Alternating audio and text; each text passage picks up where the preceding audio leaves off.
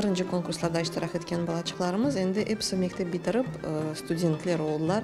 Кимерси энди чалышалар, окууну битирип чалышалар ве эпсы өз зинаатын я да ана тилинен баглы, я да интернет ве компьютер усулларынын баглагандар.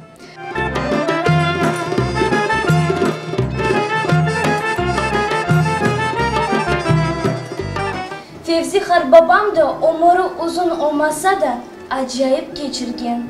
Yurtqa, xalqqa xizmet etip cesur adam olgan.